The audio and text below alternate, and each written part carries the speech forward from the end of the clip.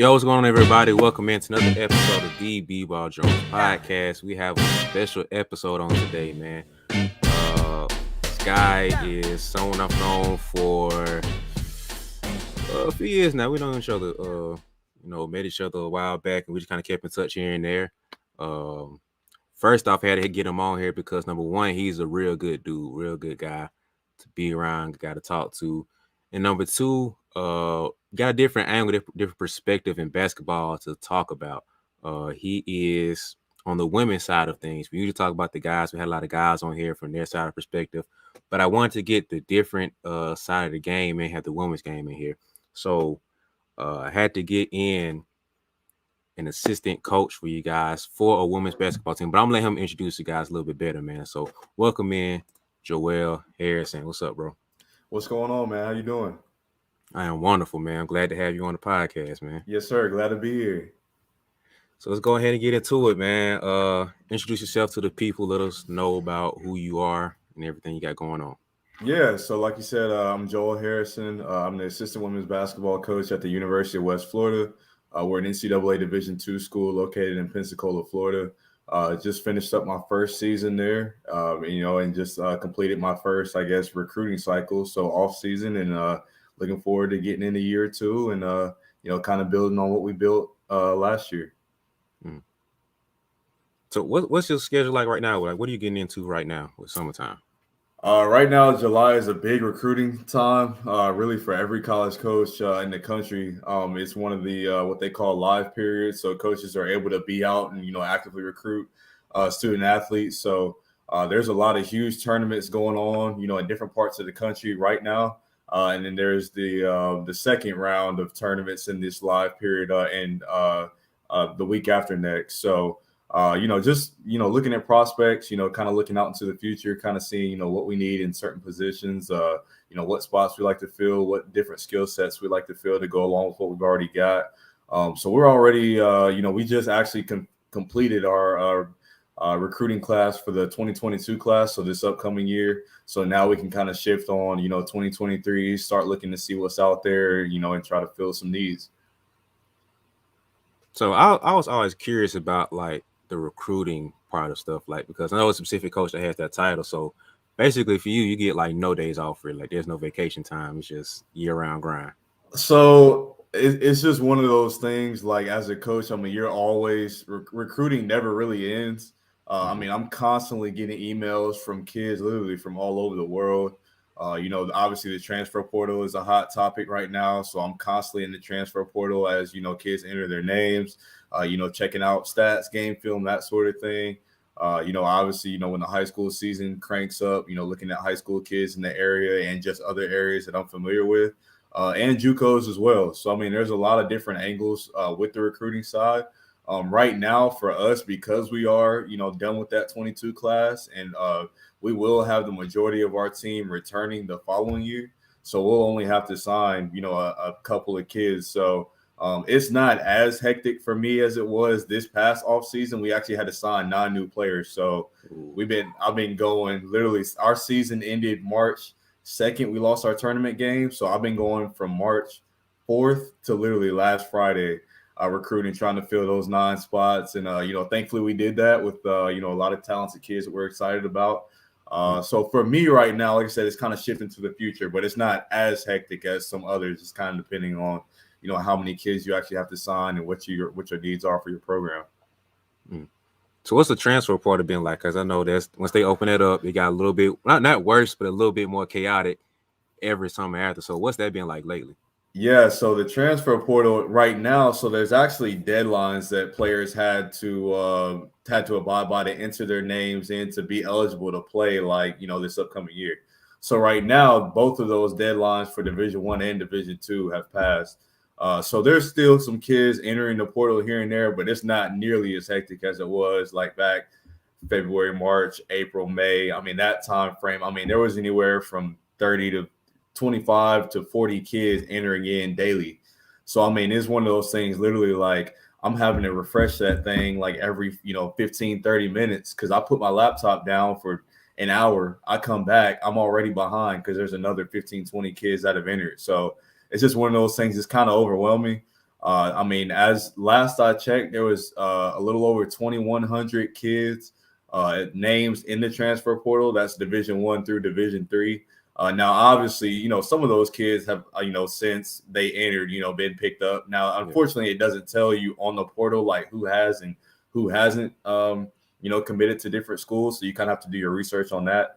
But that's a huge increase from last year where there was only like 1,700 kids in the portal. So huge increase. And I know there's a lot of rumors and feelings and stuff, flying around about it. But they've opened the box and it's not going anywhere. And it's just kind of the direction that, college athletics is headed. So it's just one of those things that alone is a full-time job, trying to keep up with the portal and obviously, stay competitive and, obviously, sign the best kids that you can get. But it was interesting for me because, like I said, this was my first off season actually, as the full-time recruiting coordinator for our program. So just kind of navigating that was interesting, but it was a lot of fun. Man, that just sounds like a handful, honestly, because like you said, you got to deal with the class that you already have and the school that you're at. Then you have to worry about pretty much every school around because you know who can drop out and transfer and put the name in the portal, whose name is out, and you can't even see whose name is in there. So it's just like to even like get 5 seconds of sleep will be a miracle for you guys. Like I know I probably couldn't do it, man. I mean, I probably could, but I wouldn't want to deal with that headache of doing all this stuff, man. No, it's God a is too lot. much. It's a lot. Like I said, recruiting is really my passion. Like that's one of the things in college coaching that I really enjoy is the recruiting side. So as time consuming as it is, I enjoy it. But like I said, it's one of those things. There were so many names popping in there that there were plenty of nights from staying up, past midnight, just trying to stay on top of it. Cause I know like if I miss a day of the portal, I'm already 30 to 40 names behind, or, sometimes even 15, 20 minutes I can get behind. So like I said, just staying on top of that, trying to get the best kids that we can for our program. It is very time consuming, but like I said, I enjoy it. It's a challenge. It kind of gives you that GM feel. We play 2K, and back in the day when you were little, you create your own teams and stuff like that. Like it kind of gives you that feel. So I mean, it's just the challenge of okay, I know what we have to offer here, and let's go try to get the best kids we can, and kind of see how things happen. So it's a challenge for me, but I enjoy it.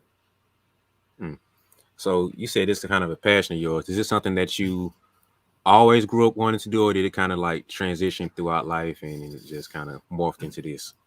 So ironically, coaching was something that I never wanted to do, which is crazy that my career is kind of taken off to this point. But it's just one of those things. Like I've always been around the game. I played the game from age 6 all the way up through high school. I actually did not play in college at all. I was actually a student manager for a men's basketball program at the school that I graduated from, Faulkner University, which is an NAIA school in Montgomery, Alabama. And I just jumped in, not really knowing what I wanted to do with it. Like I said, I said coaching was something that I never wanted to do. And then we actually went through a coaching change my 3rd year with the program. And that kind of sparked some interest in some things, just, a fresh face coming in, some new ideas. And then the first coach that I worked for, he was awesome as well. So I was fortunate to work under 2 amazing coaches out of the gate. And just being around those guys, on the daily basis kind of sparked some interest and some different things. And once I kind of determined, okay, this is the route that I wanted to go, I said I would never coach, and I said I would never coach on the women's side, and I'm doing both of them and love every minute of it. But, once I jumped into the coaching side and determined that's what I wanted to do, I just enjoy, like, meeting people. I mean, I enjoy, like, going out, scouting talent. Like I said, just kind of that GM mindset of, putting a team together, team building, like the challenge of competing for, high caliber, high talented kids. And just, reaching out to kids, getting to know kids, parents, coaches, AAU coaches, and just the challenge of, like I said, competing for them and convincing them that your, university is the best place for them to succeed, both on and off the floor. It's just something that I kind of gravitated to. And once I kind of got in the recruiting scene and got to know, AAU coaches and, stuff like that, I just kind of figured out that I had somewhat of a talent for it just from, the feedback that I got from the coaches that I was working for. And it just kind of took off from there. So when I interviewed for my job here at UWF, I, put on my resume, I did all the recruiting for the school that I was at. That's a passion of mine. I've got connections that I built throughout the years with, kids coaches, both AAU and high school. And, that, like I said, that's a passion. And, she let me run with it. And here we are. So it's one of those things, like I said, it kind of, developed over time. But, I wouldn't trade it for anything. It's really the thing that I enjoy the most about the college game. Hmm. So walk me through the process of getting to Faulkner before coaching. Like, walk me through the process of you getting to there. Yeah, got you. So, like I said, Faulkner University is in Montgomery, Alabama. So it's literally 10 minutes from where I grew up. So I went to school locally, which was never the plan, but the way I got to Faulkner. So every summer I went to Faulkner University's basketball camps, literally from age like 11 to 17, I think. And just through the years, I got to know the coaching staff because, like I said, they basically saw me grow up. And, they would invite me and my high school team to games. So I would go and support. Like I said, they're right up the road and they were in town. So it was college basketball. And, I was just around. And when it, came time for me to graduate, I was picking, schools and kind of seeing some things that I wanted to do. The assistant there at the time, he told me, he was like, I know, you're not going to play, basically, which I knew that. I was realistic. Like, I'm not one of those guys that was sitting here saying I'm going to the league. And I was realistic. I knew my playing days were over when my high school career ended. So I knew I wanted to be involved with the game. I just didn't know how. So, he told me, it was like, hey, if you're interested, we've got a manager position, with your name on it. Like, it's literally yours unless you tell me you don't want it. So originally I was planning to go to Troy University. That was my dream. Like, I had it lined up, like I was going. And then there was a deadline that I had to let Faulkner know if I was going to attend or not to secure my housing. And I had to talk with my dad. We, listed out some pros and cons. And, I just determined that the opportunity with the basketball program that I was going to get was something that I needed to take seriously. Like I said, at the time, I didn't know why because I didn't want to coach, but, I just jumped in it. So I took that opportunity. And like I said, I went from manager, obviously doing the dirty work, wiping up floors, doing laundry, getting water, packing travel equipment, game day setup, filming games, filming practices, all that sort of thing to, kind of making a name for myself and, working my way up the chain. So I went from doing some dirty work to, earning the trust of the coaching staff. So they allowed me to, get into a little bit of scouting. So, I was able to do some scouting stuff as a manager, get involved with camps and, helping run camps and getting involved on the recruiting side and, being involved with recruiting visits and kind of learning that side. And, my head coach, he was great about literally just letting me sit in on meetings and listen to ideas and ask him questions. And, just a lot of these things just kind of piqued some interest. So I was really fortunate to be where I was and have that opportunity to literally get my hands in a little bit of everything to the point where literally my senior year as a manager, every game I would sit next to the head coach. And it got to the point where he would ask me sometimes like in-game strategies. I'll never forget it. Conference championship game, my junior year in 2016. We were a 4 seed, I believe. And we actually won our conference championship game that year. But I'll never forget it. We come out of a time we're about to go into a timeout, and he looks at me and asks me, what do we need to do defensively here? Do we need to switch to a zone, or do we need to go to man? And at the time, like just the way the game was going, I was like, Coach, we need to switch to our zone because like we were doing that in the first half. It was giving them fits, like this and that. We switched to the zone, and that ended up being a game changer and, ultimately helped us win the game. So and I'm not taking credit for that at all, but I'm just saying like the trust that I was able to build with our coaching staff as a manager really springboarded everything for me. So I'm forever thankful for, that setup. But that's ultimately like what got me to Faulkner. And then obviously, going through as a manager, once I graduated, my goal was to, to go up the ladder. Obviously, GA, assistant, and head coach on the men's side. Like that was all I ever knew. And, that was what I was in and that's what I was used to. So, and I honestly, the summer where I was going through all that, that's where I met you at Sanford camp. Because I was getting out, trying to meet other coaching staffs and network and kind of do that sort of thing, just get my name out there as a young, coach looking to get into the business, but it's super competitive. And I'll never forget it. So during my time at Faulkner, I had built a relationship with the women's coach because we traveled together. We played back to backs. We just do what we had. I had worked some camps with him, so we just got to know each other. And I had actually interviewed for a junior college assistant spot on the men's side in North Alabama, and I was going to take it because at the time that's all I had. And I'll never forget it. The women's coach, he pulled me in his office and was like, "Hey, I've got a grad assistant spot. Looks like it's about to open up, and I've watched you over the years. You're good at what you do, and I basically the spot is yours unless you tell me you don't want it." And that was crazy to me because, like I said, I had never considered women's basketball. I said I was never going to do that. But obviously, as a grad assistant, I mean, you get your grad school paid for. So I was like, well, I mean, I'd be crazy to pass up that. So even if I jump in and hate it, like at least I get grad school paid out of it. I get to learn under another good head coach, and I'll just, make out of it what it is. And man, that was the best decision I've ever made in my life. And like I said, it really springboarded everything. So I was a GA for 1 year. My first year with the women's program, we actually went 26-5. We actually made it to the NAIA national tournament and lost to a really good team first round in the round of it used to be 32 teams. Now they expanded it to 64, but we lost in the first round to who was a team that was number 3 in the country. They were really good. We had them on the ropes, but they pulled away later.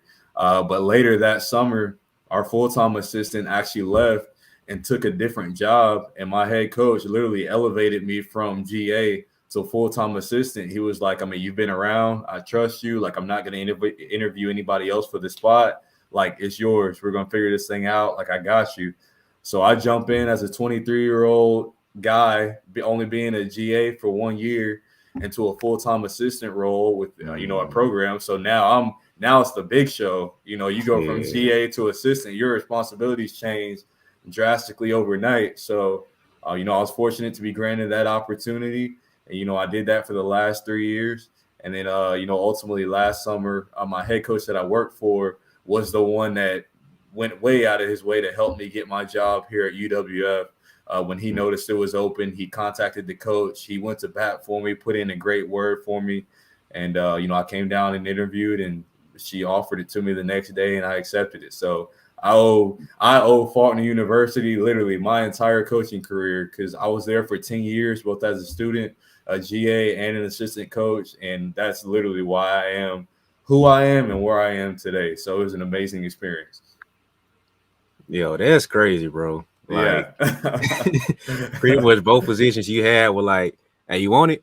All right, here you go, bro. Like, it's like, you got it. It's yours. That's dope, bro. Like, absolutely. But one thing I'll say to that for all the young listeners out there, and I'm careful the way I say it because I never want to be too prideful in the way I say this, but like, you hear it all the time, but like, I've seen it firsthand. I've lived it. Like, people are always watching you. Like, when you least expect it, people are always watching, because that's honestly the way that I was able to, I guess for lack of a better term, walk into some of those positions without really having to do much, because I had already built up the trust on the back end. I had built relationships with those people on the back end. Like, they saw my work ethic every day. Like, they saw my attention to detail. They saw my grind.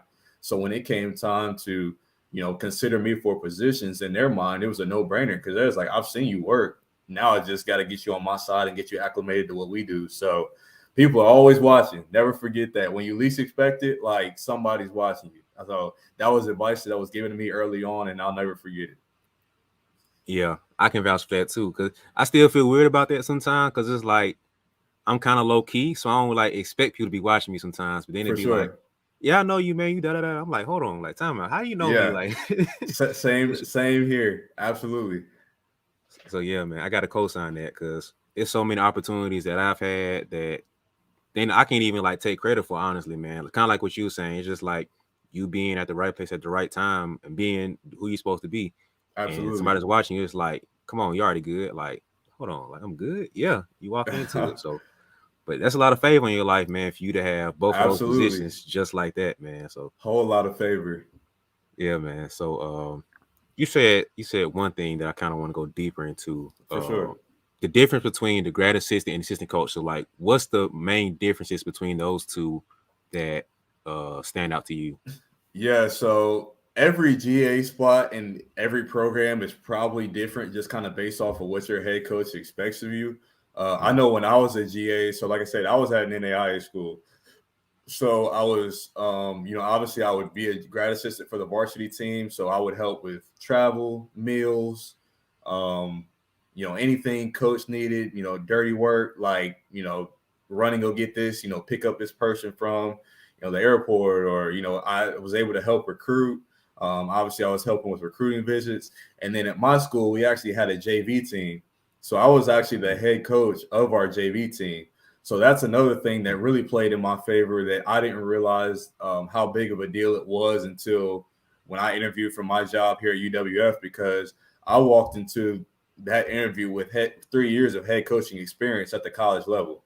Now, granted, it is on a little, it is on a lesser level somewhat. I mean, because as a JV coach, we played other JV teams in junior colleges, but I mean, there's no substitute for head coaching experience, really, regardless of what level it is. So I was able to literally run that JV team like my program. So I did all the recruiting, I did the budget stuff for it. Like I said, I ran my own practices, coached my own games. Like I ran that like my program. So that allowed me just another perspective, on the head coaching side. So like when head coaches make certain decisions in game, or, just culturally, I kind of understand some of that already because I've been there, I've done that. Like I've had some of those experiences, as a head coach. So my GA experience basically consisted of those things. I helped scout a little bit. But like I said, I was only a GA for 1 year. So mine wasn't as extended as some others that I know. But when I switched over to assistant coach, now obviously your head coach's right-hand man, especially at the small school level, because it's literally head coach, myself, GA, like it's a 3-man staff. So you're running a program with 3 people, and at some of the bigger levels, they'll have 4 or 5 assistants, Dobos, multiple GAs, and all that stuff. So, I get to assistant coach, recruiting coordinator, head of scouting. I'm the first one to kind of lay eyes on the scouting reports of the opponents and stuff like that. Towards the end of my years at Faulkner, I kind of dabbled in some of the budget stuff and just kind of some of the deeper ins and outs of the program. Obviously, recruiting, like I said, helping with practice planning, helping with game planning. Some of those things, still with travel. Some of that stuff didn't change, but that just wasn't as high on my plate. And then, so like the challenge for me was at Faulkner, I was a full-time assistant, but 2 of those 3 years as assistant, I was still coaching JV. So I had a full plate. Like there were multiple times, like I might have up to 3, 4, 5 games a week if I've got a couple JV games here, a couple varsity games there. So, I mean, there were a couple of times I'd have a game literally almost every night. So that was a grind. But I knew for me as a young coach, like I needed that experience. Like I needed that on my resume because like I'm a believer like in myself. Like I learn best when I'm thrown into the fire and I'm able to, and I don't have time to think. I just got to make something happen. And it was a lot of early mornings, late nights, long days helping run 2 programs. But it really set me up for, like I said, last summer when I interviewed for my job at a, Division II school at the NCAA level, in the interview, my coach asked me like, oh, in academics, I forgot about that too. Like, overseeing academics, obviously that's most important. I should have said that first, but, interviewed, my head coaches asked me, what do you have experience in? I'm like, dude, you name it, I've probably tried it at least once. Cause I mean, at the small school level, like your hands are in everything. So I'm really appreciative that I was able to start, at the NAI level, because like I said, I was able to get my hands in a little bit of everything. And that really set me up for, what I'm kind of doing now. Cause I'm doing a lot of the same things now. It's just kind of on a little bit bigger scale with a few more resources. And obviously I'm at an NCAA school versus an NAIA. So, but that's kind of the differences in my, instance, going from GA to assistant, and then obviously assistant at an NAIA to assistant at a Division II school now. So what is the JV team? Because honestly, I ain't know about that for a super long time. So just like explain more of what the JV is.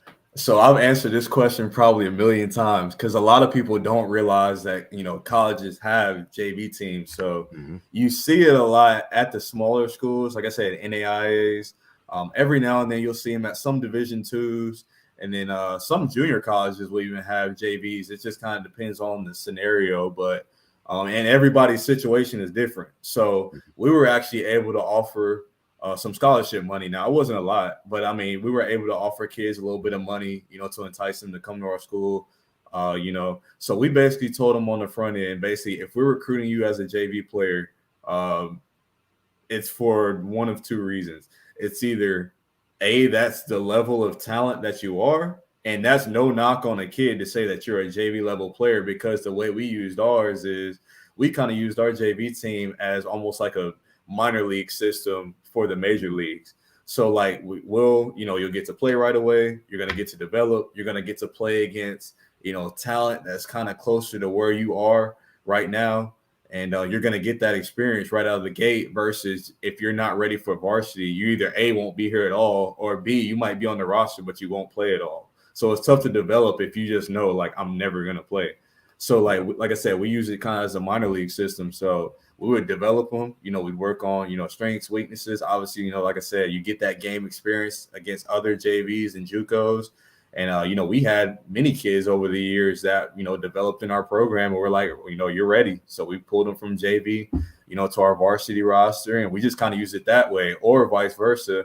If we had a kid on our varsity roster that either A, wasn't playing a lot, but needed some playing time, or, maybe coming back from an injury and needed just some minutes to kind of, do that sort of thing, we could pull a varsity kid down and kind of use it as, like the G League does for the NBA. So that's the way we used it. And obviously, it's a way for the university to allow, more kids to come to your school and be a part of, the women's basketball umbrella. But literally everybody runs JV completely different. That's the way we ran ours. And I loved it. I really enjoyed it. I'm not bragging on myself at all, but I have to say this because, like, before I took over, they were a little suspect, but I had the record for best record in a season. We went 10-1 my first year. My second year, we went 10-3. So we had the record for best record, 2 consecutive double-digit win seasons, and then I've got the best overall record. I think my overall record in 3 years was like 26-11 or something like that.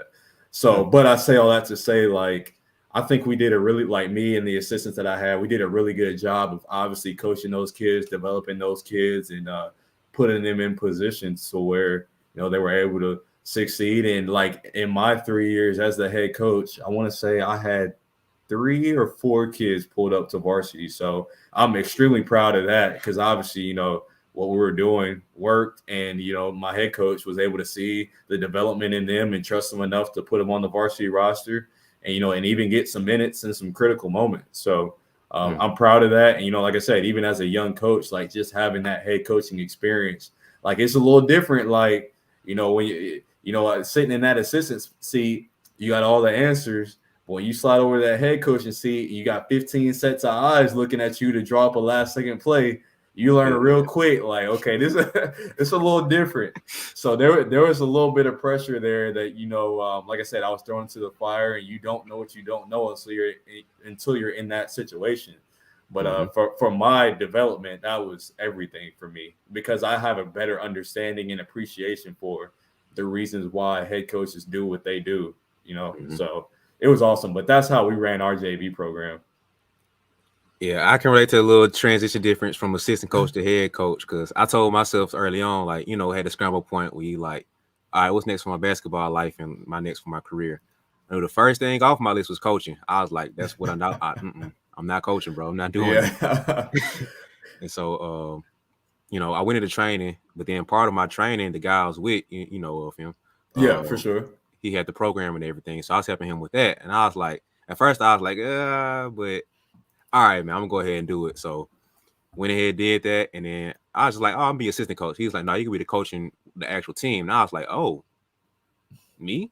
All right, cool. I'm gonna figure something out. So, it's a little different when, hey, man, you think you should do this, man, because this happened, that's happened, whatever. But it's actually you to have the answer. Like you said, it's different between having all the questions and stuff. You, hey, coach, you think you should do this or that, whatever. It's different. You have to on the other side, you have to answer the question. It's like, What are we doing now, coach? Yep. and is not good enough. You gotta be Yeah, quick thinking on your feet. Like it's challenging for sure. And the ones that yeah. do it at a high level, like I have so much appreciation for them because Oh like yeah, yeah, until you're in that seat, you never know it. That's why I laugh at so many people that obviously coach these coaches on Twitter and like, these coaches from the couch. I'm like, guys, you have no idea. Like yeah. no idea. But I mean, I get it. It is what it is. Yeah, it's so much that goes into it. Like you said, you don't fully understand and appreciate it until you're the one in that seat. Like even like you said, even as assistant coach, sometimes you don't fully understand that head coaching spot until you are the head coach. So For even sure. at my little level of travel basketball, I still understand like a percentage of that heat that you got to deal with, man. For But sure. And I coached AAU too. So I mean I get it. Like and I understand, that yeah, brings its own pressures of just the politics of oh yeah, yeah, obviously everybody wanting to play and just especially now with just the ranking system and all that stuff. So that's a whole nother beast in itself. But AAU was actually my first coaching experience. So I get it. yeah. So That's something that I'm not opposed to going back into doing, but I definitely want to be like I don't think I ever want to run my own program. That's a whole other for sure. beast on its own. But being under somebody running their program, all right, cool, we can do that. But just For like sure. doing my own, y'all can have that. Just Yeah. what Nah, plays want me to it's run? I got you. I can do that. absolutely. No, I'm with you on that for sure. So yeah, man. So now you're at West Florida, man. So tell me about that experience. What's the difference being like, man? Yeah, so like I said, on a daily basis, I'm doing a lot of the same things. Like I said, we're just kind of on a little bit bigger scale because the school I'm at, we're about 13,000 students. So I mean, we're actually bigger than a lot of mid-major Division I schools. Student population wise. We've got an extremely successful athletic department. Every sport competes for championships literally all the time. We've got 10 national championships in our athletic department. We've got 115 conference championships across all of our sports. So that alone, just the pressures of winning is expected, and walking into that and being in that environment, like you feel it off the bat. Like, and me as a competitor, like to some that might be a little intimidating, but I love that. Like I love the challenge of, like I said, winning is expected. That's a different mindset than like, a lot of schools in the country that some are just happy to be competitive at all. So not only is it that, it's like, if you're not competing for a championship, it's literally, considered a quote unquote bad season. Yeah. So, that was a big difference just in the transition. Obviously, being at a bigger school with 13,000 students, obviously being in an NCAA institution, having access to the transfer portal, that changed things obviously for me recruiting wise because I've got resources to, 2,100 kids that I didn't have, the last 3 years or 4 years of, at my NAIA school. So, that's kind of changed things because that's kind of opened up a whole new world of, I went from, just mainly kind of high school and junior college kids to high school, junior college, and the portal, Division I, II, and III transfers. So, and just having a few more resources. Obviously, we're located in Pensacola, so I mean, I live like 25 minutes from Pensacola Beach, so obviously that's nice to recruit too. Like that helps. I mean, we've got a great, campus, great athletic facilities. And I mean, our conference, the Gulf South Conference, we got one of the toughest conferences in the country in Division II basketball. So it's extremely tough, top to bottom. Our top 4 teams in our league. So Union University, they're in Jackson, Tennessee. They were number 1 in the country last year. Valdosta State University is in Valdosta, Georgia. They actually finished number 2 in our league, and they actually made it to the Division II Elite 8, so they were really good. Lee University is in Cleveland, Tennessee, and then we finished 4th. So we were actually a half game outside of 3rd. We split with Lee, and if we would have beat them the second time, we'd have been 3rd, and they would have been 4th. But our league is such, like, even the last place team in our league had us on the ropes. And, we were just happy to get out of there with a W on their home floor. So there's no nights off. Records go out the window. You can't take anybody lightly because anybody in our conference can catch you slipping on a nightly basis. And like I said, as a competitor, I love that because it brings the best out of you as a coach. Like, You can't come into a game, underprepared because you will get exposed. There's a lot. Every coach in our league is high level, a high level coach, and run their program. In a high level, we've got very high caliber, talented players in our league. We've got Division I transfers, Division II transfers, junior college, high school. Like we got a little bit of everything in our league. So I mean, it's tough, and like that was an eye opener to me because like college basketball is college basketball, so there's good basketball at every level. And I know like obviously Division I is kind of what's thrown in your face and what you see, but I mean even at the NAIA level, like some of the best players that I've ever seen with my two eyes have been at the NAIA level. So even as good of basketball as that was, it was very apparent to me very quickly that this was a step up from where I was. Just the pace of the game was faster. The caliber of players is a little higher. Teams are a little deeper. The level of coaching just across the board is a little higher. And it's just a little more challenging and really forced me to, as, one of the guys that scouts our opponents first, I got to really be on it. So that really stretched me as a young coach to, really go into those games prepared and, and give my head coach the information that she needed. And then between the two of us, to come up with a game plan to obviously put us in place. So, we went 19-8 this past year. So we had a, pretty good year. We had a 10-game win increase from the year prior. So that was nice. I mean, obviously walking into the year and, having a 19-8 year. But like I said, the expectation at our school is to compete for championships. So as great as that year was for us, unfortunately, we lost first round of our conference tournament on our home floor. So depending on who you talk to, it's almost like the 19 wins never happened because it's like, yeah, you did that, but you lost the big one. So it's kind of like that, kind of caught in between. But like I said, I love that challenge because it's like, okay, 19 wins, that was cool, but I'm not satisfied with that. That wasn't good enough. Let's go recruit better. Let's, coach better. Let's prepare better. And let's go do this thing all over again. And not only do it, let's go exceed that and let's go compete for a championship. And I'm not one of those guys, trust the process is a term that you hear in sports a lot. And to some people, trust the process means the process of a 3-4 year span. I'm like, I want to win now. So let's find a way to make this happen. So, we went into the off season, recruiting, like thinking that way, like we're going for it. We're swinging for the fences. We're trying to get, the most highly talented kids that fit, our scheme and our culture and our school, academically and on the floor. And let's put this thing together and let's go do it. And like I said, we had to go sign 9 kids. And, I feel good about, what we brought in. And, now I feel like it's on us as coaches to put them in the positions to succeed. So that's the challenge. And go show that 19-8 wasn't a fluke. So I know it's different from year to year, but like you said, your mindset there is more of a win now. So with that mindset, do you kind of, when you have a positions open, do you kind of go more towards the transfer portal or do you kind of go more towards the high school recruiting route? Like, how do you decide what makes the most sense for your win now situation? Yeah, that's a great question because I actually get asked that a lot too. Because obviously, like I said, the transfer portal is a hot topic right now. And on top of that, because of that COVID season, when every college kid got granted another year, that really impacted the high school kids on the recruiting side of things.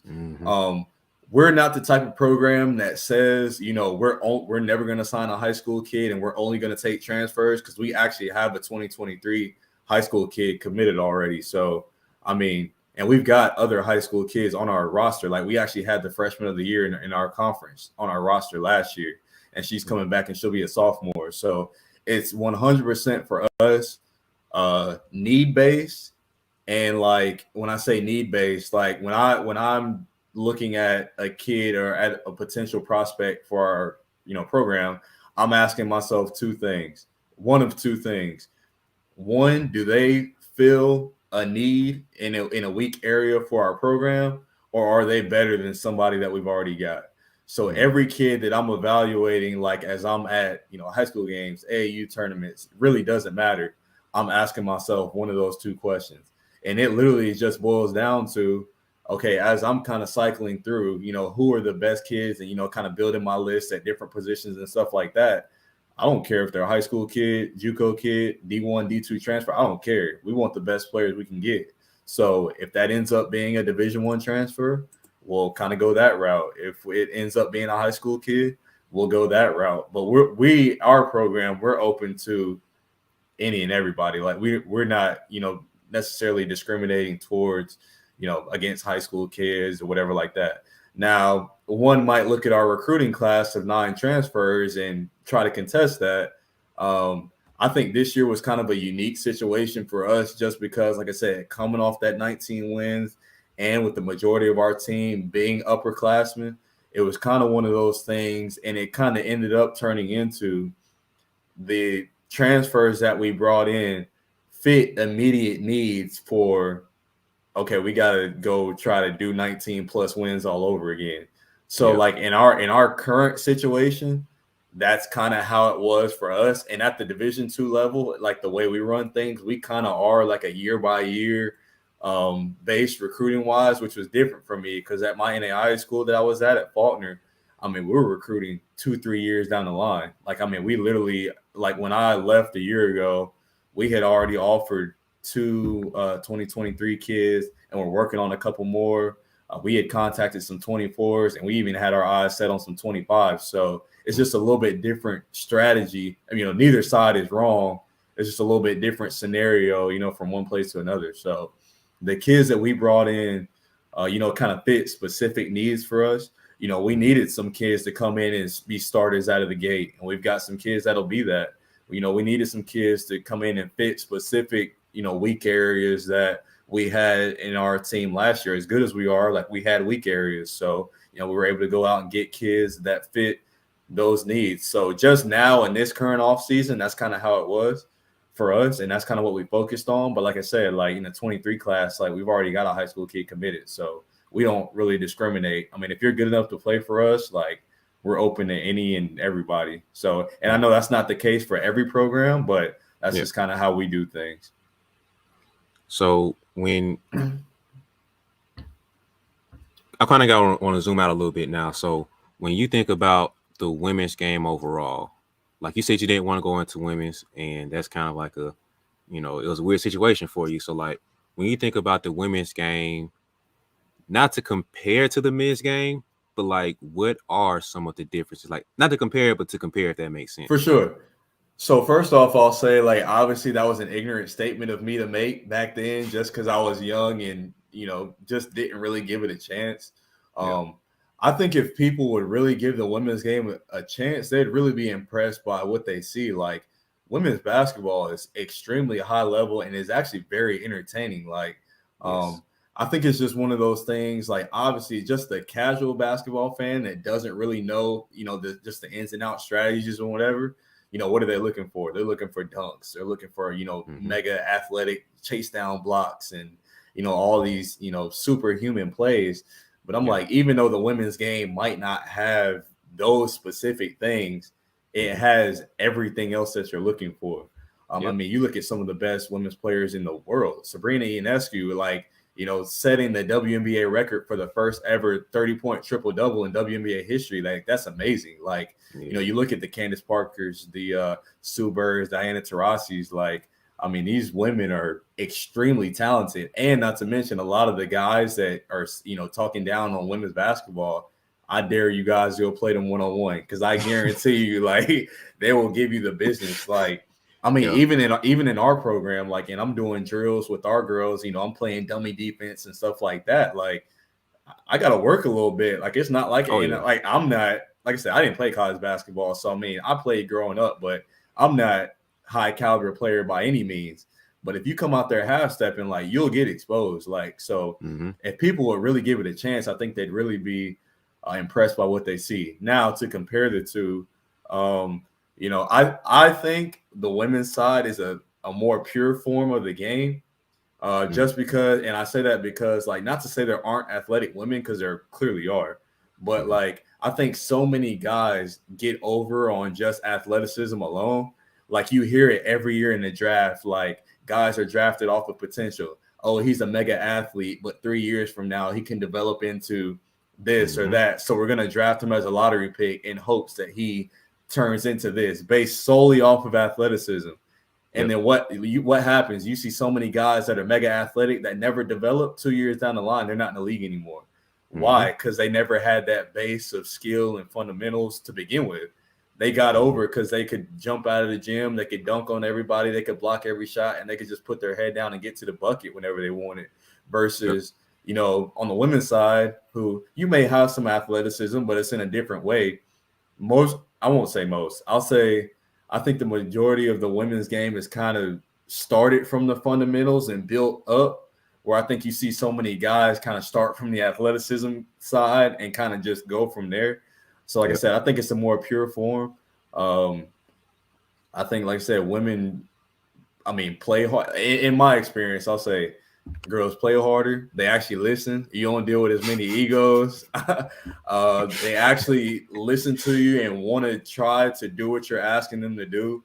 And I think more women are realistic. You know how it is. Like growing up, heck, I was going to the league. We were all going to be number one picks. We were going to be playing on TV. Like we were all going to the league. Like, and I'm not saying kids shouldn't dream. I'm not saying that at all. Obviously, like dream to your heart's desire.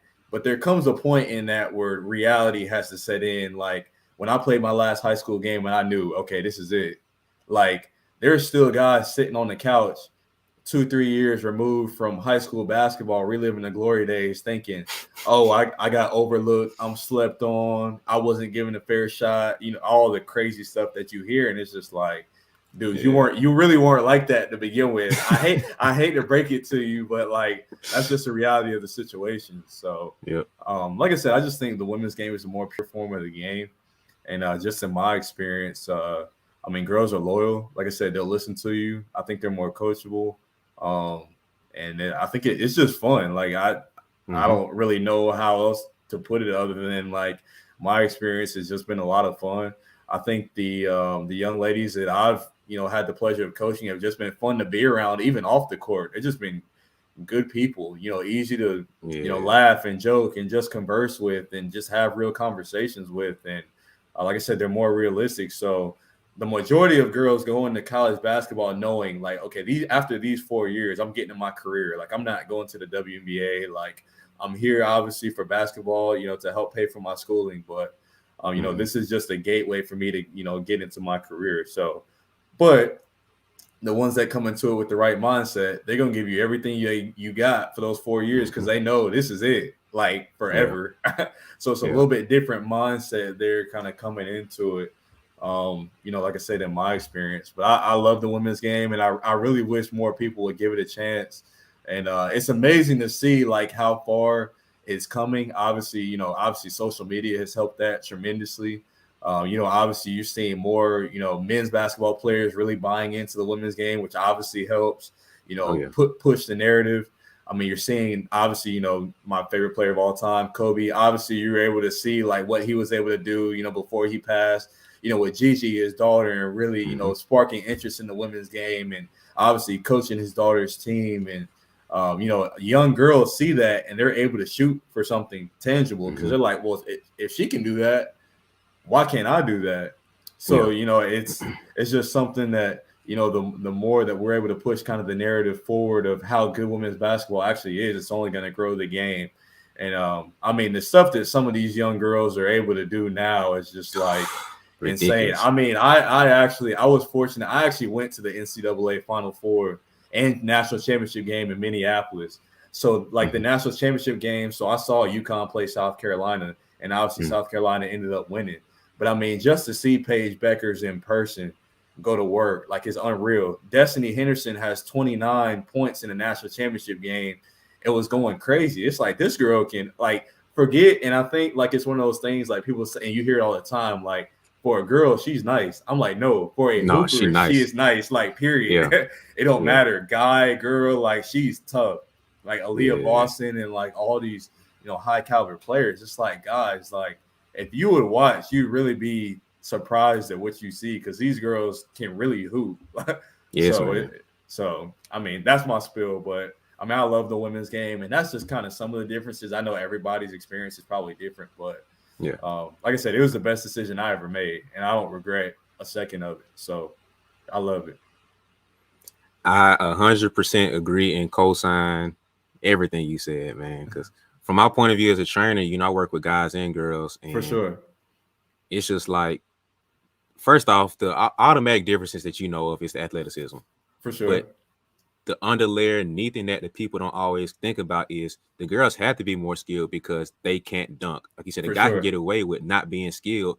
I'm gonna just run past you because I'm faster, stronger, more athletic than you. Exactly. Yeah. I don't need skill to run past you. That's For easy to sure. do. I just run and dunk over you. Absolutely. It's easy. But versus a girl where, okay, we're the same speed, same size, I have to outthink my way to get past you now, which comes with more skill. So you have higher IQ and more skill now. So For combine sure. those two together, and you keep leveling up from there. And the guy goes 10 years without really having to become fully skilled to really get good at certain things. Of course, the gap is going to keep growing and wider and wider to where girls overall are more skilled than guys. Not to say Uh, guys aren't skilled, but the percentage pool of women's being skilled versus men's being skilled is totally different. it's So it's it's just, it's a wide margin, wide yes. margin for sure. Yeah, so that's the hands down biggest difference. And I think part of the realistic part of it too is that the opportunities for women's game is the margin of the gap between men's opportunity versus women's opportunities is completely different too. To where it's almost weird because a lot of the girls I train aren't even aware of the not they're not aware of it, but they don't fully know about the WNBA and that it's something that's attainable. Yeah, for Versus they sure. know NBA players, they know Steph, LeBron, KD, they can rattle off those names easy. Like I've heard of Candace Parker, I've heard of Sue Bird and Maya Moore. She no, I don't- and it's just weird to see because girls aren't even aware of that whole opportunity being there, man. Yeah, So I think that they aren't given the same amount of opportunities. Like you go to an open gym right now, you're gonna see 30 dudes in there who can't hoop, three or four girls on the sideline playing volleyball on the side, or they watching because their brother's there or something. yeah, for sure. And it might be one girl hooping there, and she probably cold or finna be cold because she's hooping with guys. So it's just Yeah, like they aren't given opportunities to have the same level of growth that the guys do. So I think that kind of makes a damper on their dreams to be a little more less realistic to where I can do something off after college basketball because yeah. only a handful will think about playing overseas or even having some type of pro career. But guys, every dude playing, he can go D3 or ongoing pro. Exactly. Exactly. No, I think it's one of those things, like I said, as we continue to push the narrative of the women's game, and I think it's just like anything, the more it's thrown in your face, the more you realize that, okay, this is an attainable thing. Like there is opportunity for me here. Yeah, I agree. I think it's one of those things, like as much as obviously we as males should work to push the women's game forward, I think there's, equally as many females that have to acknowledge that women's basketball is actually good basketball, and B, like help, continue to push the narrative forward as well, because it's just like anything, the more women's players that young girls see as an attainable and intangible thing, like they gravitate towards that. Now the difference is I think you see a lot of girls kind of pick up basketball later than mm-hmm. guys do. Like, I mean, I started playing when I was 6 years old, like, and that just kind of was what it was. But a lot of times you won't see girls really lock in on basketball till, 8, 9, 10, sometimes even later than that, just Mm-hmm. because like you don't see youth girls basketball leagues at 6, 7, 8 years old. What do you see? You see a handful of girls playing with on the boys teams, right? Yeah, Because that just is what it is. So I mean, that's just kind of what it is. I don't know if that'll ever change, and it's a little unfortunate, but like I said, it just kind of is what it is. But yeah, obviously with social media now, and um, the work that both the NBA, the WNBA, and really college basketball is doing to really push the women's game forward.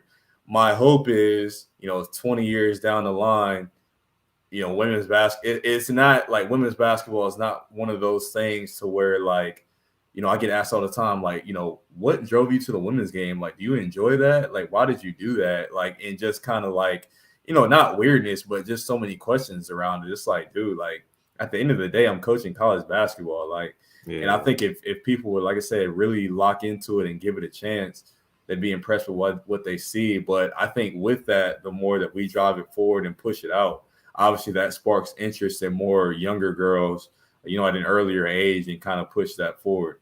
And obviously from an opportunity standpoint, it's tough too because I mean you see on the men's side like you have, all these semi-pro leagues, like you have the G League, like you've got these overseas leagues, like you got the NBA, like you got, all these opportunities over here. And in women's basketball, you might have a semi-pro league here and there, but it's really either WNBA, which is extremely hard to make when you got 12 teams with 12 roster spots. So you got 144 players. So I mean, you got stud basketball players that aren't on WNBA rosters right now, which is crazy, but it just is what it is.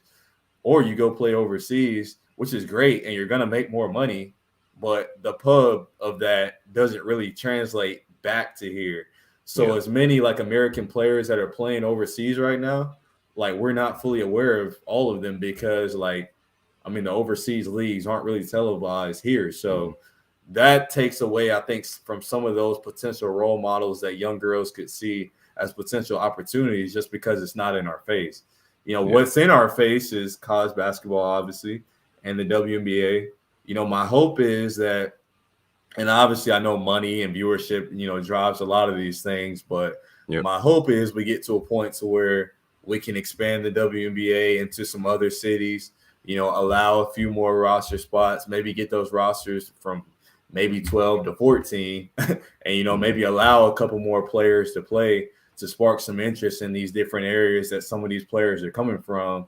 And, with that growth, maybe way down the line, maybe develop a women's, something like a G League or, minor league system to where, okay, maybe you aren't that level, but, maybe you can play at a G League and still be considered professional. And, that just sparks more interest. But, at the end of the day, as unfortunate as it is, it really comes down to money and viewership and interest.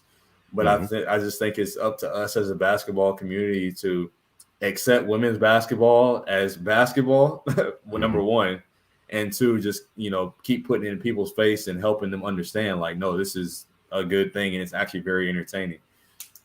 Oh yeah, man, and it's something I kind of thought about too, man. Like around the time the NBA started promoting the 75th anniversary season and stuff, and so the WNBA is about my age, it's around my age. I'm 26. So you comparing basically comparing a 26-year-old to a 75-year-old. For sure, yeah, it's not fair. There's no comparison. Yeah, it's not fair, and I think a lot of people don't really take that into consideration because the WNBA is still so new. But I think, like I said, it's up to us to push it to a point to where the WNBA is forced to expand and, give more opportunities and, do those sorts of things, because that's only going to impact and improve the basketball community as a whole. But like you said, it's not fair to compare. Like, I mean, it's just not that, like, that's like comparing me as a coach, like going into my 6th year to Gino, like, or Dawn Staley. I'm a huge Dawn Staley fan. Like, that's like comparing me to Dawn Staley. Like, there's no comparison. And that's not fair for me to even think that I'm even in her tax bracket. So I think it's a similar type situation there. But I think, in due time, I think it'll happen. Oh, yeah. Yeah. It just takes time, man. And then another thing I was thinking about, too, you have to compare the timeline of it, too, because it wasn't too long ago, like around the 40s, like around the Bird Magic years, that the NBA was almost gone. For sure. Yeah. So you got to give it time, man. And that was like a little, I guess, in the 40s, I guess, around the age-wise of the league. So it takes a little more time, man. And so the WNBA is in a rough spot, but the men's basketball league was too. So I think, like you said, it takes more time to develop and grow and figure out the direction the league has to take. And, everybody plays a role in it. I can't sit here and just say all the ladies have to do this and the guys don't do anything, or it's on the league and not on us. Like, it's everybody that plays a part in this whole thing. So for sure, it's up to us as the basketball community to continue to grow both sides, men and women's side, but obviously, the women's side, and continue to grow and push it forward. Yeah. So do you see yourself sticking with the women's game long term, or just kind of like whatever happens, you'll go with it? At this point, honestly, I love it so much. Like, I mean, I've learned to never say never because literally everything I said I would never do, I'm doing now. So, like, I mean, obviously, it would just have to be one of those things. Like, if it was the right opportunity and right timing and all that, I'd entertain, anything. But I love the women's game so much. Like, I've, started my coaching career in it, so my roots are in it. All of my connections are in the women's game. Like I said, as a recruiting coordinator, like, I mean, the connections to, AAU coaches, high school coaches, JUCO coaches are all on the women's side. So my roots are deep enough now to where if I switch back to the men's side, I'd be starting all over again because I'm so out of the loop with just those connections that, it'd be a process just to kind of get reestablished because I've been out of the men's game for so long. But I love the women's side. I mean, like I said, I can't see into the future, but my plan is to be in it, as long as possible. And honestly, forever. Like, I really don't have any plans of, kind of switching back. I love this side. And, I like the challenge of, being part of that, pushing the women's game forward and, kind of producing interest, sparking interest. And, I take that as a personal challenge, for me all the time. So, I'm not super heavy on social media, but I mean, I am somewhat active. So, like,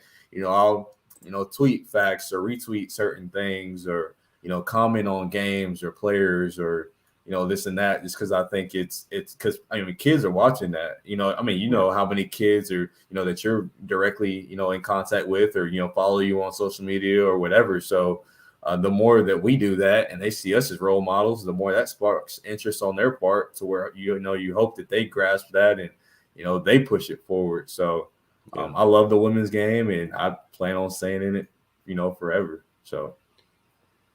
Man, I feel that too because I remember when I first got into it, I had like a semi-selfish goal, but I wanted to get a girl to the WNBA and get her a shoe deal. Like, Yeah.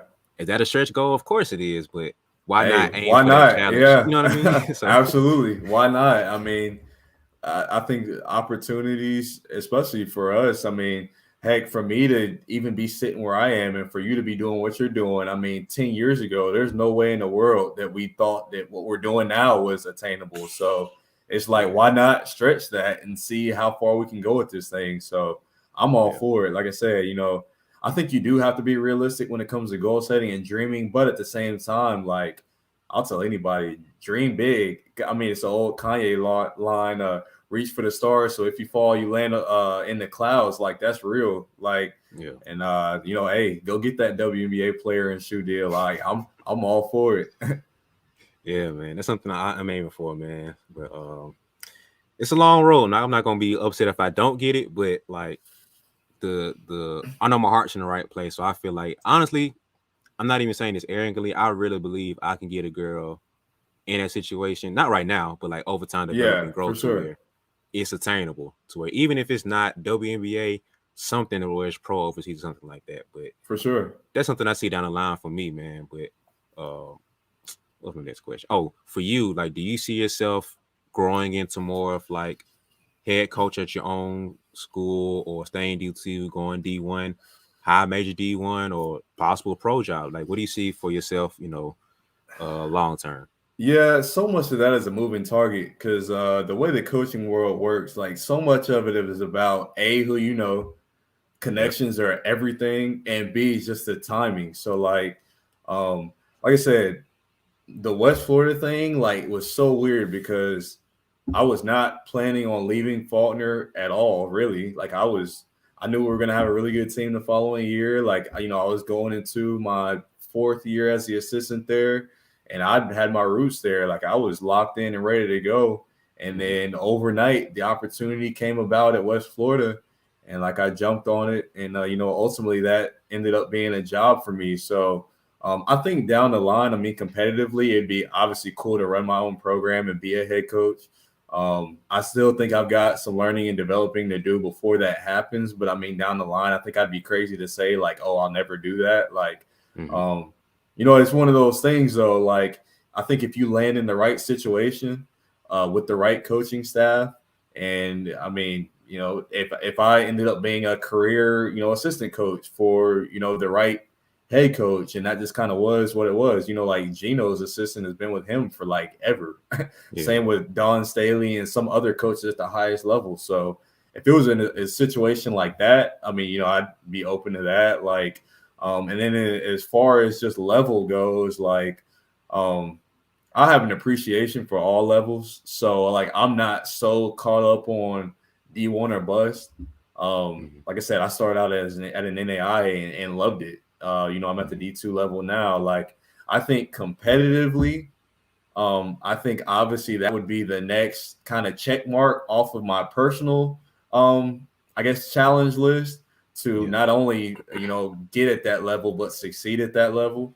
So I think competitively, if that happened, that'd be cool. But like I said, it would all boil down to right timing, right fit, and the right people. Because where I'm at now at West Florida, like I got a really good situation. Like, I mean, we're crazy competitive. We're championship caliber, not just program, athletic department. Like we've got resources. I got a great location, got a great campus. So I would not leave my situation here just because another D1 was after me. Because honestly, my situation is better than a lot of mid and low major Division Ones. So I'd be crazy to downgrade just because it was a D1. Because like the thing that people don't realize is all D1s are not created equal. Like there's levels to it. Like even like in mid majors, I mean it's like in any level. Like obviously you got your at D2 where I'm at, so you got your your top of the line D2s that are powerhouses that are honestly Division II caliber programs. You got your in betweens and you got your D2s that aren't very good. I mean it's the same with the Division I level. Like so all D1s aren't created equally.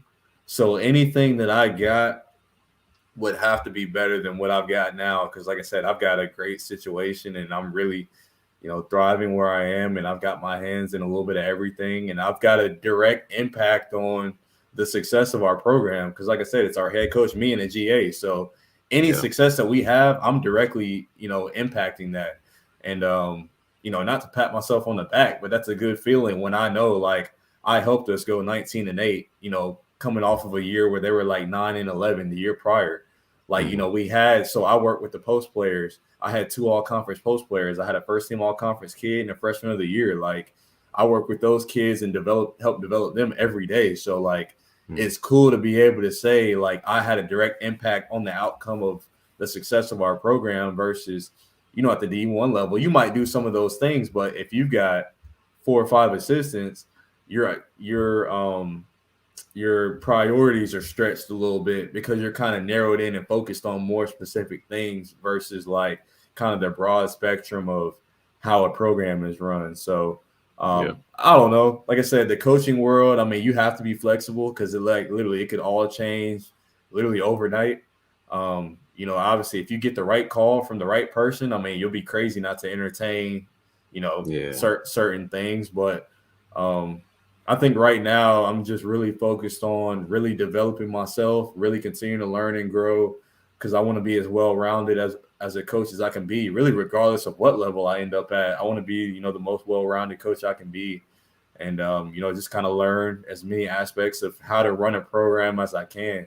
And I'm fortunate that I'm in a spot where my head coach, she allows me to be involved with those things and really learn. I mean, she's been a coach at the Division I level, literally her whole entire career until she got to UWF, both as a player and a coach. So I'm really fortunate to be in that seat and to learn from somebody like her who's got so much experience. I respect that, man, because it got to make sense for you. And for sure, like you said, if Don call you up like, yo, we got now listen, if Don calls me up, I'm out tonight. I'll drive to South Carolina. Like I love West Florida, but I'll see y'all when I see you. Like that's going down. But anything other than that, it would have to be, like I said, the right fit and the right situation. But Don calls, I'm out immediately. Yeah, I feel you, bro. So all right, man. I'm gonna need your help with something. Okay. For sure. So let's say I am a high school point guard and I want to get recruited, not specifically to West Florida, but I want to get recruited to a college. For sure. What are some key points that I need to know, some key points that I need to consider, make sure I have, like what do I need to do to have my ducks in order to make sure I'm on the table of being a good college recruit. For sure. So there's I think a couple of things that kids can do, obviously, to help their case to be, put themselves in front of coaches to be seen and be recruited. I think, well, first and foremost, you got to be good enough. I mean, let's start Yeah. there. I mean, obviously, like, it's one thing to want to be recruited, but if you're not good enough to play at the college level, like, that really doesn't matter. So, I mean, that's Yeah. kind of the foundation of it all. And as harsh as that may sound to some, and as many kids that play college basketball, there's a lot of them out there that just aren't good enough for that level. And that's completely fine. Like, that doesn't define you as a person. You're just not good enough to play at the college level, which is fine. Yeah. Find something else to do. There's a million other things out there. But for the kids, obviously, that are good enough to play at the college level, obviously, the more that your high school head coach can do to promote you, send game film, send highlights, make connections to coaches, and not big time levels. I think that's the thing that you're seeing a lot of now, because so many coaches out there are so ego driven that they'll look down on me as a Division II because I'm a Division II, and try to push their kid to a D1. And I'm like, well, this kid would be a role player for us. So how is she going to be a Division I player if she be a role player for us? So I think you have to be realistic about the level of player that you are. And the bottom line is, you are the level that you're being recruited by. So in your mind, like, I can think I'm Power 5, but if I don't have any Power 5 offers, I'm not a Power 5 player. Like, Yeah. as simple as that sounds, like, you'd be amazed at how many, like, just unrealistic players and coaches there are out there. So I think first off, you got to start there. I think you have to be realistic about the level of what you are. Second, like I said, your coach has to be active in, promoting you, pushing you out to the right level, of coaches, obviously D1, D2, D3, NAIA, JUCO, whatever. So the more that they can, put game film out there, highlights, obviously, players. I'm not one of those guys that believes that AAU is the only way that you can be recruited, because I do realize there are people out there that just can't afford it, because AAU is expensive. Like, I get it. So if you can't afford it, I think there are other ways that you can go about that. But obviously, if you do play AAU, you want to make sure that you're playing for a team that's going to tournaments where coaches are going to be at, because there's a lot of AAU teams out here that's playing at tournaments, and I'm like, that's fine, you're playing AAU, but there's no coaches there. So it's like, what ultimately do you want to get out of this? Do you want to just, play some travel basketball on the side just to say I played AAU? Or do you want to be seen? Because if you want to be seen, you got to go to these big tournaments where coaches are going to be, these NCAA certified events. So, like, you want to make sure you're going to an AAU program that's obviously going to give you the opportunity to play in front of coaches and be seen. And obviously elite camps. Like, Yeah. I think elite camps are huge. And I think every like, obviously the two schools that I've been directly involved with, we heavily recruit kids out of our elite camps. Like, I think people downplay, like, how important those elite camps are to us, because are there specific kids that we invite to elite camp? Absolutely. Like, if I see a kid at a tournament that I'm like, this kid's a stud, I got to get her on my campus, I want to be around her, I want to develop a relationship, of course I'm going to invite them to our elite camp. But the thing that people don't realize is, like, our elite camps are open to the public. Like, I can't just shut it off. Like, the only thing I can shut off is, like, age. So I can say, like, I want this to only be high school kids or, like, whatever. But, like, I can't say, like, oh, you're not good enough, so you can't attend.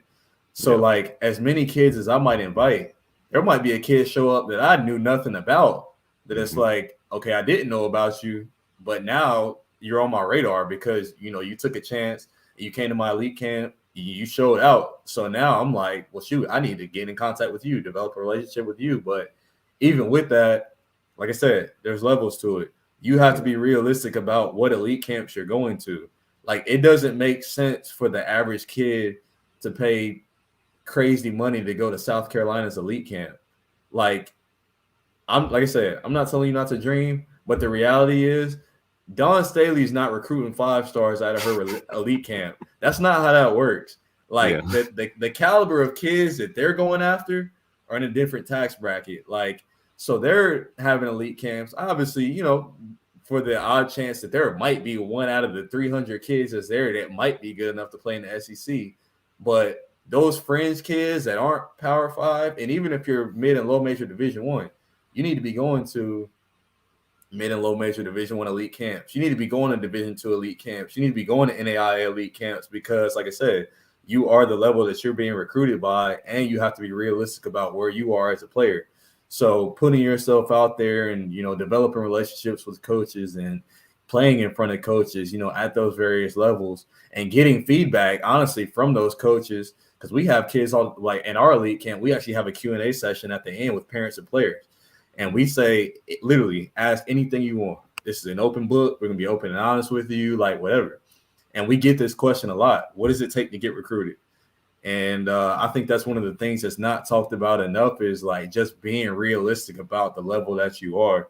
Because if you start there at the base and really lock in on that, I think the rest kind of takes off, on its own. And realizing like at the small college level, like we use elite camps as a huge recruiting tool because like I don't have the budget that South Carolina has.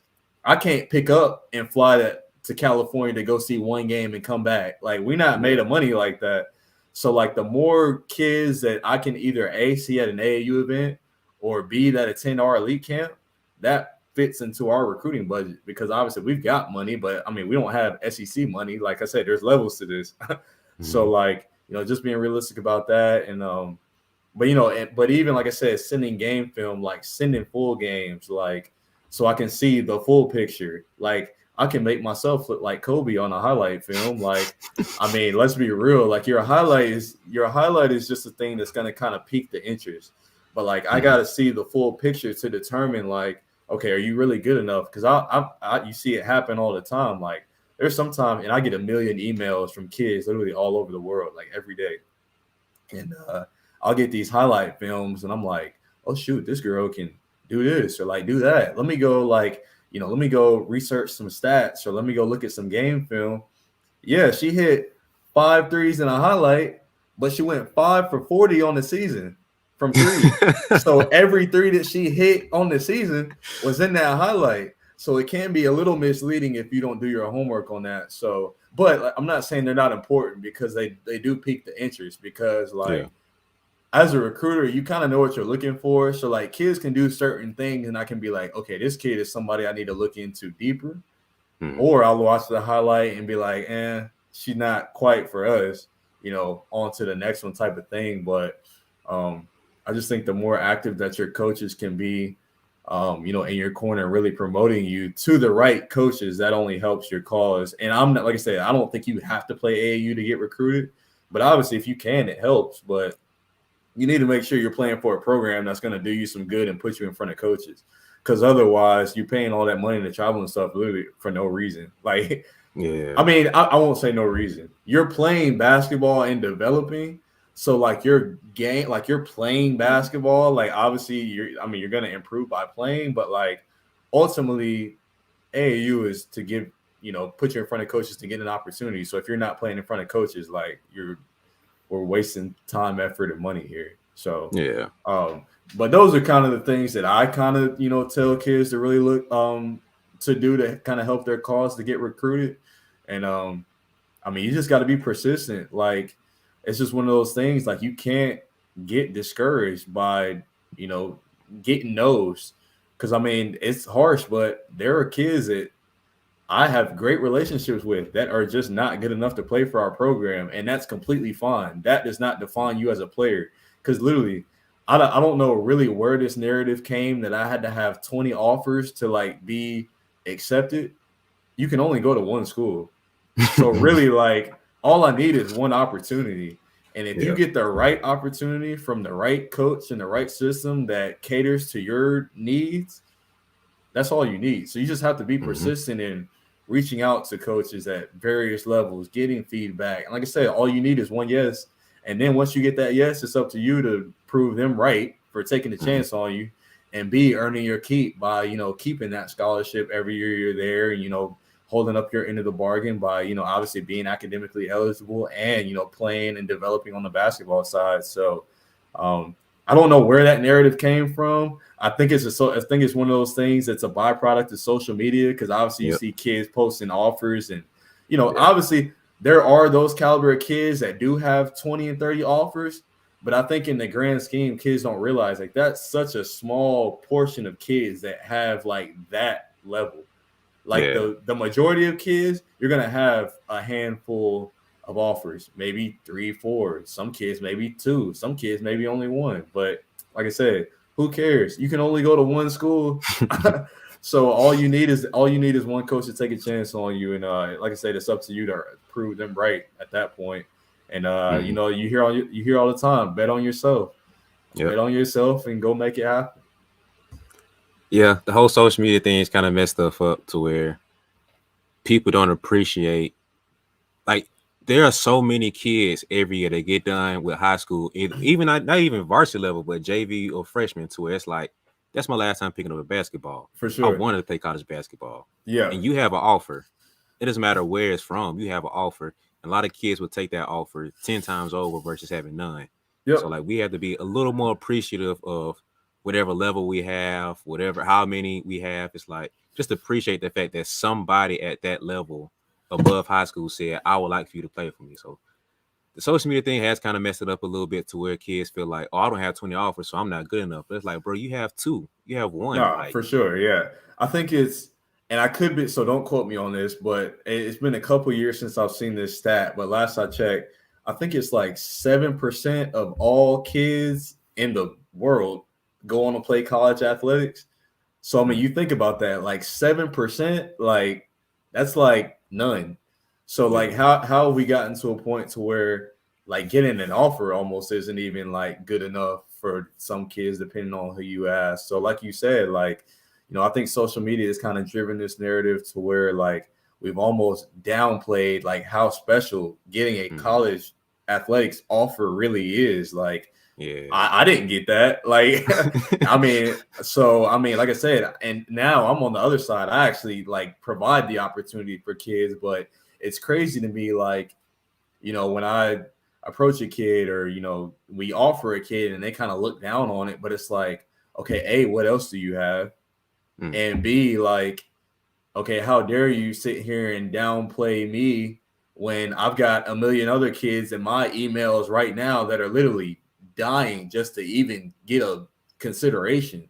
So, like, don't sit here and downplay how special that opportunity really is. Because, like you said, there's millions of kids out there that would love to get your offer and they just won't for whatever reason. But I think social media is great in a lot of ways, but I think that's hmm, one of the ways where unfortunately it's not so great, just because it kind of paints an unrealistic picture in yeah, that aspect. But I mean, it's just one of those things. Like, it is what it is. But obviously, the ones that take the offers and appreciate it are the ones that thrive and go on to do well, and they're appreciative for the opportunity that they got, for athletics to, pay for their academics. And obviously, for the ones that go pro, that's even a smaller percentage. So hmm, it's just be appreciative, man. Like, people are investing money in you. Like, I think people don't really like, when I break it down for people, and I don't want to go on a soapbox, but I say this all the time. Like, my livelihood, my job, the way I eat and pay my bills is predicated on 18 to 22-year-old kids being successful on a basketball court.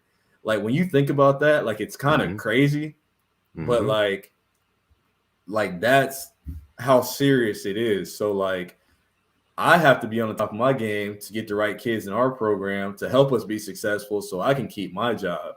So if I'm investing money in you, there's more than just money that goes into this. I'm banking yeah, on you because I gotta eat, man. Like, yeah, yeah. I gotta pay my bills. And like, obviously, like, I don't look at that selfishly, but I mean, that is a factor. Like, if It's real. somebody's willing to invest money in you to do anything, how dare Yeah, you like look down on that? Like, yeah, I mean, obviously NIL now is nuts. I mean, obviously, you see millions of dollars being shot around, and obviously that's such a small because that's such a small portion of college kids that will ever see that kind of money. But yeah, um, with NIL now, like, almost a college scholarship isn't good enough because now there's money thrown into the situation, that's a whole nother story. But Mhm. it's just be thankful, man. Like money Yeah. is money is not something that's, like I said, thrown around lightly. So I gotta eat Yeah. at the end of the day. Yeah, I don't think people think about that. Like once you get out of high school basketball, it's straight business. Like whatever Business. wherever you playing is business, and like somebody lives and dies off of what you're doing. And so it's like you can't take that lightly. Even high school's kind of getting a little more politics and a little bit Yep. more business wise with certain stuff. But for sure, like once you get past high school basketball, it is all business to where my family and kids are, like you said, predicated on what you do. So I'm not Absolutely. just offering this opportunity out of my livelihood to any kid in Just America. because I like you, or just because I Yeah, like whatever, like I need you to come here and hoop and help us be successful so we can win games and I can keep my job. So we yeah, both benefit. Like it's not even a selfish thing. Obviously, if we do what we're supposed to do, we both benefit. But like exactly. ultimately, if we go 3-4 years of just being terrible, I'm not going to be here because I'm going to get fired because my head coach is going to get fired. And then the new coach that comes in, they don't have to keep you around. So if Hmm. they come in and let you go, we're all out of, an opportunity and a job. So, like you said, it's a business. And I think people that aren't in it don't realize like it's that serious. But I mean, it Yeah, really is like that serious. yeah. Yeah, I can keep you here all night. We can be asked. I can ask you like a billion more questions about recruiting and stuff, man. But I just got two, maybe three more questions I want to ask Okay, you, man. So, for sure.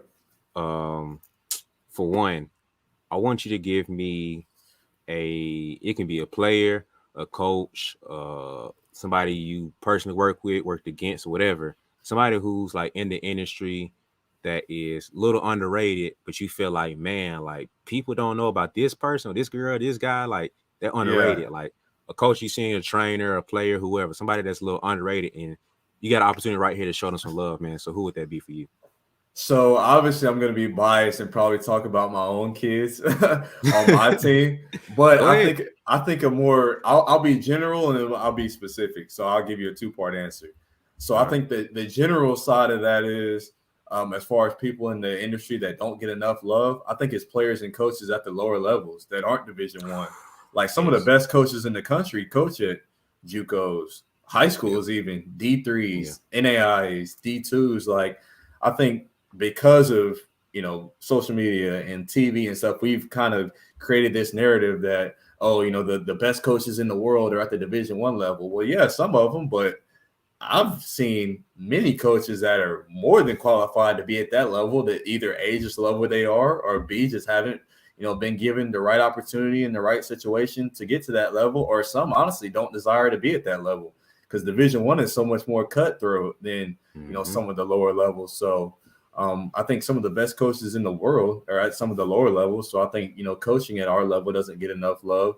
And obviously, I work for a head coach that, like I said, her entire career she was at the Division 1 level until she came to UWF. So she is a whatever you consider a Division 1 coach, like she is that and has been Yeah. there, done that, been successful. So I think they don't get enough love. And then B, just the players at lower levels. Like I think, like you said, people think that, if you're not playing Division 1, you're not good enough. Well, I got a laundry list of kids that I've either coached or coached against on both the men's and women's side, both NAIA and Division 2 that like are like that for real and can really hoop and are really like good basketball players. But like I said, there's good players at every level. Like I think Hmm. people don't realize like that the part that goes into investing money in a player, like every team has good players. Now, obviously, some records are better than others, like, and there are some variables. But the bottom line is these kids were handpicked to Yeah. come and do a job at these universities. So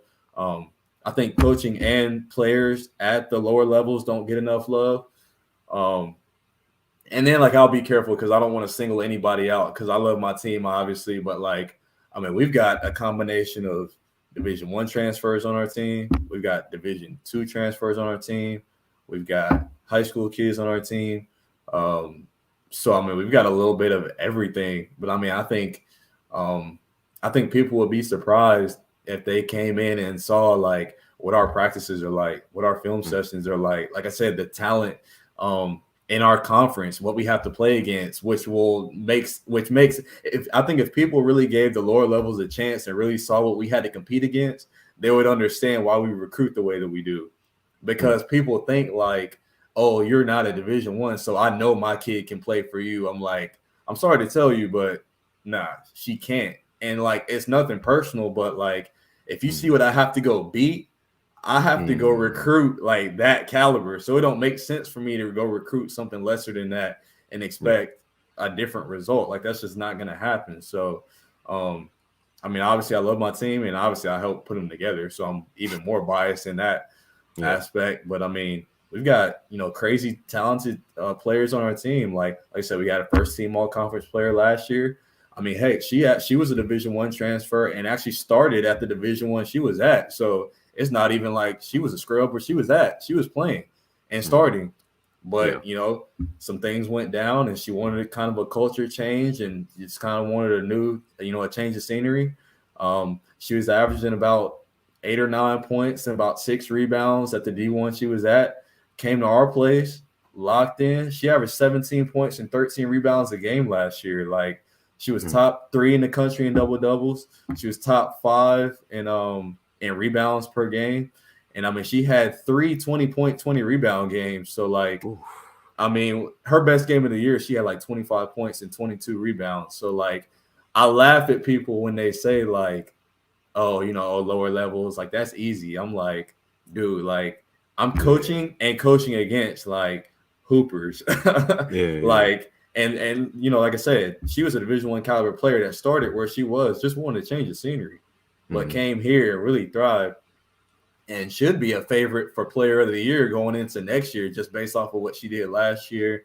And obviously we've got to do our part and win and help her out. But I mean, she should be a favorite going into the year for player of the year. Like I said, we had a freshman of the year last year.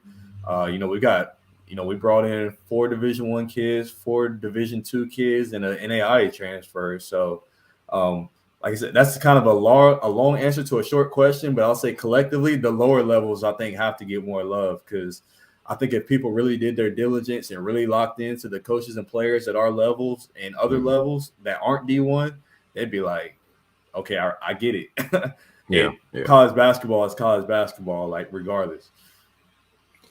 Yeah, I gotta agree, man, because it's like you said, college basketball is college basketball, and I've watched a lot of basketball in my years, man. Like I was one of them kids that was D1 or bust, and it's just nothing else below that mattered. It made sense, but I became a little bit more wiser. For I sure. got some game put on me where it's like, For sure. like D2 can hoop, some D3s can hoop, JUCO, like all this stuff is at the end of the day, it's college basketball. So you got to put some more respect on that, man. So the final question I'm gonna ask for you, man. Like I told you, I had to learn about the levels of college basketball, man.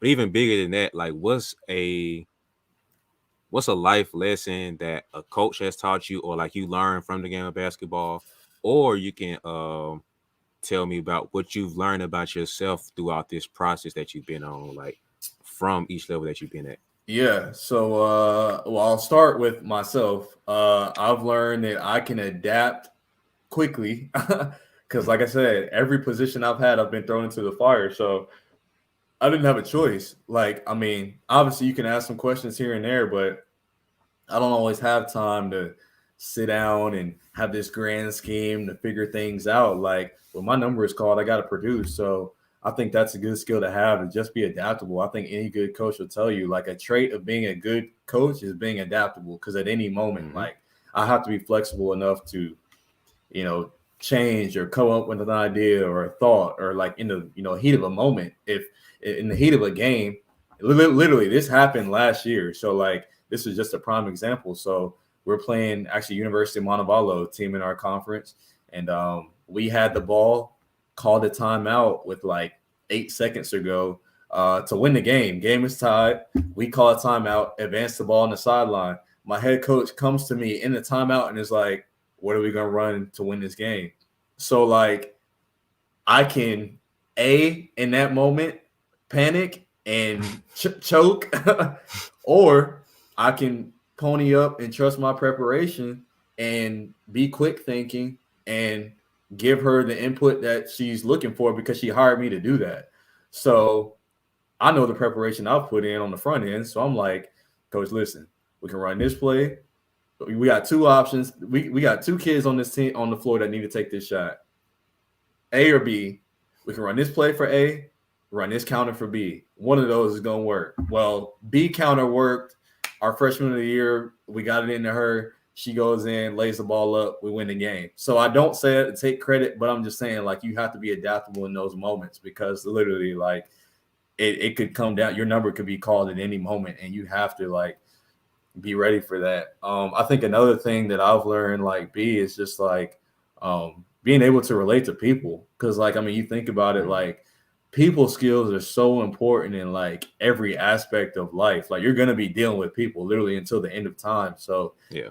Everything I do as a coach, um, almost is for somebody else. Like I'm Yeah. obviously working for my head coach, and then I'm coaching our players. I'm helping develop them, both academically and on the basketball floor. And then just in our athletic department, there's different things that we have to do, compliance, academic eligibility, just a laundry list of things. So people skills has been, a huge growth in just me, even outside of coaching, just me personally. And as a recruiter, like I'm the first line of contact to everybody that comes in contact with our program. So, I mean, you're kind of thrown into that early on, and you can either sink or swim. And like that's one thing that I've kind of taken and ran with, and that's really helped me grow. And I think just being able to work with people and work in a team setting. I think obviously there are certain jobs out there that you kind of, I mean, if you work on your own or whatever, but I mean, just being able to work with people, being able to, be a team player, obviously having a backbone and stand for what you believe in, but being adaptable enough to not be so stubborn to be like my way or the highway. So it's just a lot of little things like that. I think that individually, I continue to learn and grow, and things that really stretch you, even like I said, as a person, even outside of coaching. And then what was the second part of that question again? I know that was individually, and you said Like the repeat that game for me. overall, or a coach has taught you like that's not just related to basketball, but it's bigger than basketball that you apply to your life. Yeah. So I've had a lot of coaching mentors over the years that have really helped me get to where I am, and I think I've taken bits and pieces from every one of them. Something as small as just kind of their philosophy or their beliefs on certain things or why they handle things a certain way. I mean, I could literally be here all night and tell you specific things from because I've worked for 4 head coaches now. So, I mean, that's so in I don't know, I guess 15-year span from a manager to an assistant coach. Now I've been involved with college basketball, both on the men's and women's side. So, I mean, just the knowledge that I've gained from literally just sitting back and listening, and just being adaptable and, not being afraid to ask questions and, even sometimes challenging coaches. Okay, I hear you. I hear what you're saying. Why are you saying that? Why do you believe that way? Or like, what are you trying to get out of that? Like, and not in a disrespectful way. I'm asking because I'm trying to learn and grow myself. Because you might say something that might spark something that I never thought about, or I might have an idea or a counter offer that maybe you never thought about. And then obviously as a head coach, if they're, adaptable and not too prideful, which none of mine have been, they might be like, dang, you're right. I never thought about that, or like, whatever. So, but I think all of my head coaches like have breed confidence in me. Like all of them have convinced me that I'm better than what I am. Cause like, I mean, I'm a humble guy. Like I don't like to brag or I don't like, take a lot of credit for things, but all of them have really instilled a lot of confidence in me that I'm good at what I do. Cause I mean, you don't get to where I've gotten, I mean, not be somewhat good at what you're doing. I mean, I think that's safe to say. So, I mean, I think that's been great. I've gotten a lot of good feedback for, strengths and weaknesses, constructive criticism. And, all of my coaches have really, pushed me and challenged me and, different areas that are strengths and weaknesses to obviously make the weaknesses strengths. So, it's probably too much to say just a specific, just because I have learned so much, but I have learned, like I said, I've worked for 4 head coaches and, I've taken so much from each of them and really kind of, created and molded, what the beginnings of my own kind of, I guess, coaching philosophy, if you want to call it. And, learning it's a never ending thing, but I I think the biggest thing is you just can't be too proud to learn, and you have to accept the fact that you don't know it all. Like, that's why I laugh at some of these social media coaches, because I'm like, first off, you've never coached. Second, some of y'all have never played sports at all. And third, like I said, you think you have all the answers until you're in my spot, because it's a different scenario when you're in the seat, to where like outcomes are predicated on like your preparation and your background and like your success and like different things. So it's a high pressure environment, but I mean, as a competitor, like I love that. And like I said, being thrown into the fire is, where I feel like I'm been stretched the most. So been very fortunate to be involved with college sports for 15 years as a 29-year-old. I mean, not many can say that, but I've met a lot of great people and learned a lot of things, and I don't, plan on stopping that. Learning never ends. That is so true, man. Like, I think I try to stress this on my players, man, to always, like, I kind of bully my kids into this, but I don't feel bad about it at all. But at the end of every session, I force them to ask me a question. For sure. You have to come up with something to ask me. It can be about what we went over today, something basketball related, whatever. And just because it kind of forces them to think and to like, I'm bullying you into thinking. Like, think the game, think through. Nobody asked me why we went over what we did today. Ask me that, honestly. That should be the end question of every session that we have. It's like, why? Because now you're thinking the game and you understand, and I try to do a good job of teaching that stuff too, but like, still ask me something to where you're curious and you're learning more. So I completely co-sign that, brother. Like, we always have to be a little more curious about things and be big learners and swallow our pride to where you're not a know-it-all.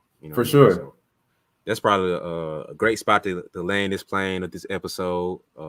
It's been a dope podcast, man. I appreciate you coming on, man. So. Yeah, man, this was fun. I enjoyed it. If you ever want to do it again, I'm open. Let's do this thing again, man.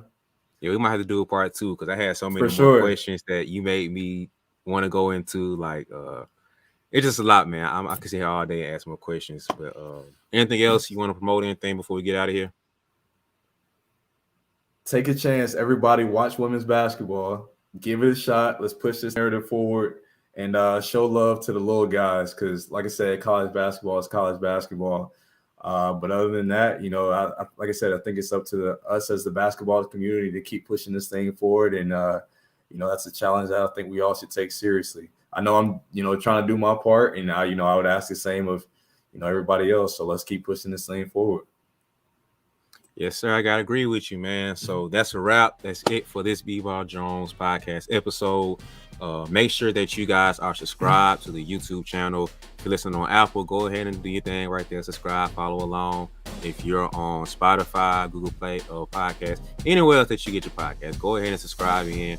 You can follow our guest right here, Coach Harrison. Follow him on Twitter at Coach J Harrison1 on Twitter. Show him some love, man. Go out to the elite camps. If you want to get recruited, go to D2. Go ahead and go to the elite camps, man. He just gave you the game on how to get recruited, man. So don't sleep on that. But follow him on Twitter. Hit him up.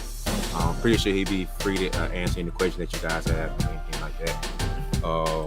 Follow me on social media. Any social media you got, type in BeBall Jones, BeBall Jones. You'll find me there. That's basically how it is. Follow my co-host, Nelson. Follow him, NaylorH34 on Twitter. At Nelson Haskin, Nelson.Haskin on IG, and Nelson Haskin on Facebook. Follow our podcast TikTok. It is the BeBall Jones podcast on TikTok. Got a lot of videos up there, just clips and stuff you guys need to get from these episodes, man. But that's it, man. Make sure you guys show him some love, show him how much you appreciate him coming on the podcast, and give him some love for giving you guys so much free game, and take some time out of his busy schedule, as we just heard about, recruiting going everywhere, man, to show some love. But that's it, man. Thank you guys for listening, and we out.